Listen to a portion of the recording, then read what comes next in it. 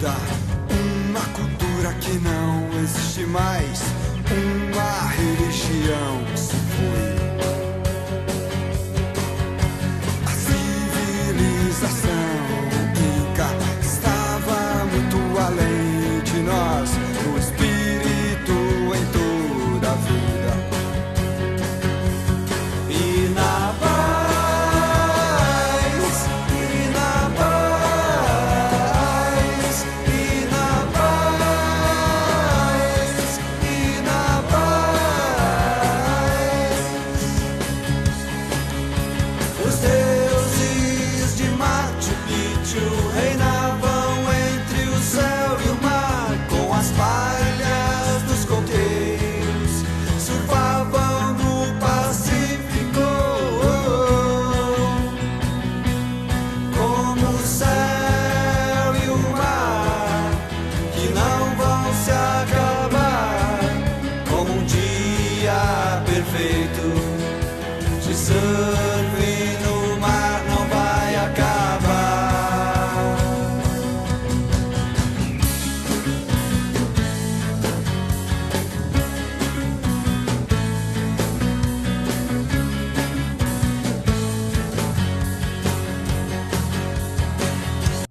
Olá, meninos dos sétimos anos. Vamos fazer sétimos anos da Escola Tancredo Neves. Sou professora de História, né? Estamos trabalhando aí os povos da América antes de Cristóvão Colombo, chamado pré-colombianos. Então vamos fazer a correção aí dos povos incas, certo? Localizado onde é hoje o Peru.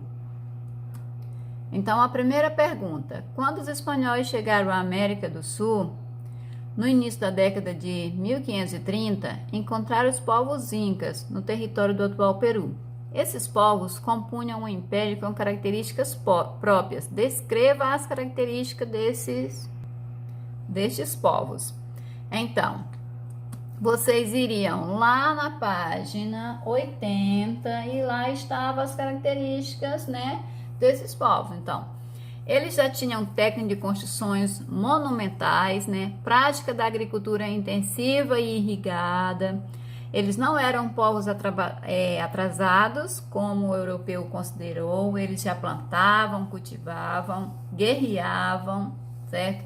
Eles tinham criação de lhamas, né, e alpacas. Havia uma hierarquização social no interior de um mesmo grupo étnico.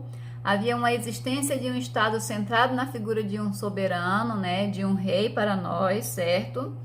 Cercado de uma burocracia militar e sacerdotal e o culto aos ancestrais. Então, e tudo isso vocês iam encontrar lá na página 80, não havia dificuldade nenhuma, era somente fazer leitura. Só que eu passo atividade para vocês e vocês querem que a resposta, eu acho que caiam do céu, não sei, parece que vocês ficam tentando pesquisar na internet. Eu estou utilizando o livro e eu gostaria que vocês utilizassem o livro, por isso que eu não aceito resposta diferente nenhuma de acordo com a interpretação do livro. A questão número 2, qual era a capital do Império Inca? Então, o Império Inca está localizado especificamente onde é o Peru, né? E a capital desse império seria a cidade de... Olha aí, hoje, a cidade hoje, né? Lá em cima a gente vai ter ali as montanhas, os vales, onde possivelmente aconteceu ali conflitos entre os espanhóis e os incas. E a cidade moderna hoje no Peru, cidade de Cusco, aí, olha, não tinha dificuldade nenhuma. Número 3, o deus dos incas era chamado de, né? Eles adoravam o sol, né? Tinha a questão do deus sol, o deus Ite e tal. Então, como é que eles eram chamados? O próprio governante, ele era considerado um deus. Aí, ó, o governante, né? E o símbolo do sol aí. Então, como é que era chamado esse deus? Então, Sapa Inca. Correto? Era só fazer a leitura que você ia encontrar lá no livro. E também assistir os vídeos que eu disponibilizei, né? Eu tive todo um trabalho de estar baixando o vídeo e estar enviando para vocês poderem assistirem. Questão número 4. Em questões religiosas, os incas eram, né? Eles eram monoteístas, eles eram o quê? Certo? Então, aí, né? Vocês assistiram os vídeos, né? Eles faziam referenda a outros deuses, né? Eles faziam sacrifícios humanos. Então, eles eram politeístas, né? Acreditavam em vários deuses. Número 5. Trabalho pago pelos camponeses ao Estado Inca durante alguns dias do ano. Então, quando os espanhóis chegaram aqui na América, especificamente onde hoje é o Peru, né, Chile, Equador, Guatemala, esses povos, eles já trabalhavam, tá? Eles não viviam somente do que a natureza oferecia para eles, não. Eles trabalhavam. Eles tinham um império muito rico.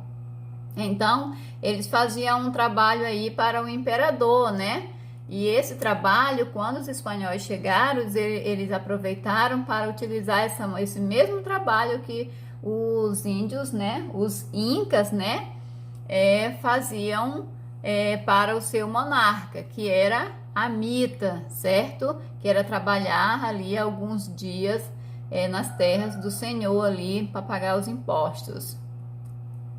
A número 6. Qual a base da economia inca?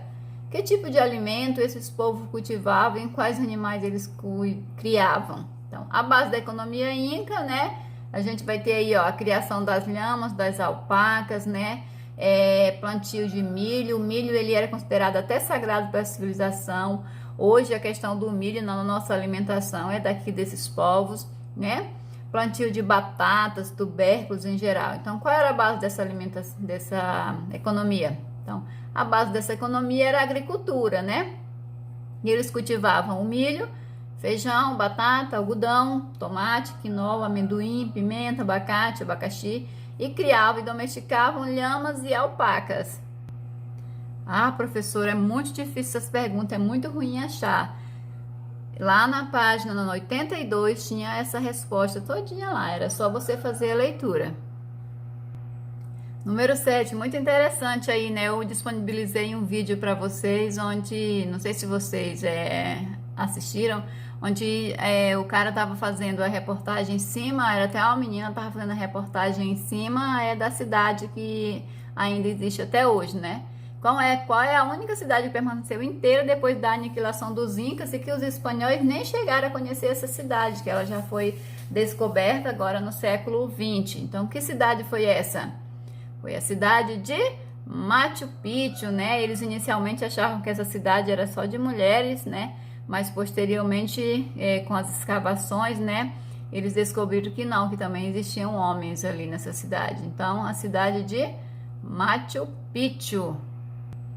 Professora, eu não achei no livro. Nossa, lá na página 83 tinha lá uma foto de Machu Picchu e estava lá. Machu Picchu foi uma das poucas cidades que sobreviveram à conquista espanhola, provavelmente por não ter sido descoberta pelos europeus. Questão número 8. Qual era o deus mais poderoso na cultura dos incas? Uma piada essa pergunta, né? Praticamente já dei todas as respostas aí, ó. A imagenzinha aí. Que deus era esse? Que deus? A civilização inca e sua religião eram intrínseca. A sociedade inca era politeísta e adorava principalmente ao deus Sol. 9. Copiar e responder as duas perguntas da página 85 sobre Juanita, a donzela do gelo inca. Ia lá na página, né? E iria copiar, tá aí as perguntas aí, ó.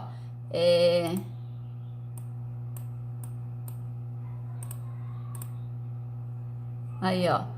Quais fatores ambientais contribuíram para a descoberta de Juanita e para a preservação de seu corpo? Então, eles encontraram, né, uma múmia, né, aqui, em busca de um lugar para apreciar a erupção do vulcão, né, na Cordilheira dos Andes. Os antropólogos, eles encontraram aí, sem querer, né, uma múmia, né, de uma jovem, né, e ela estava bem conservada, certo? Era só fazer a leitura do infográfico todinho aí para poder responder.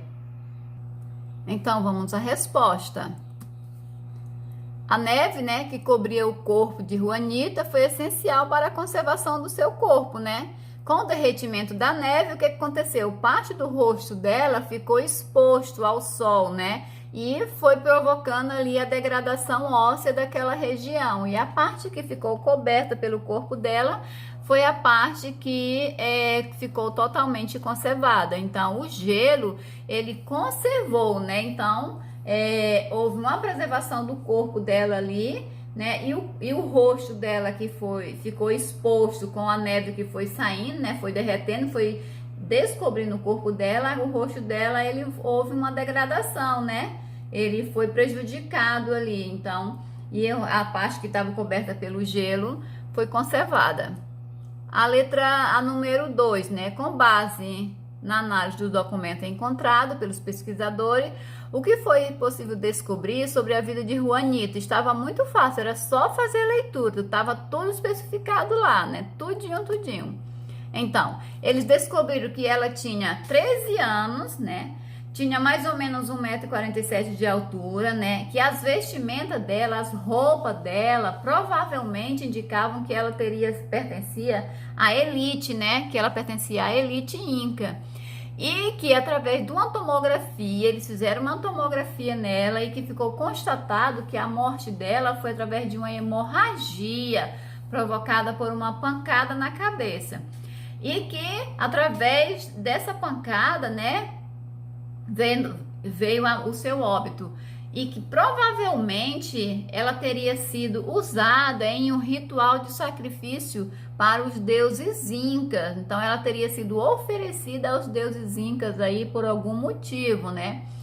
Como que os antropólogos chegaram a essa conclusão? Porque através dos estudos, né, sabe-se que os povos, eles faziam oferendas, né, ali para os deuses, né, e principalmente jovens, né? Eles escolhiam as jovens para poder serem sacrificadas e serem oferecidas como oferendas. Olha a questão 10 aí, como que esses povos eram desenvolvidos? Qual era a principal função da metalurgia inca?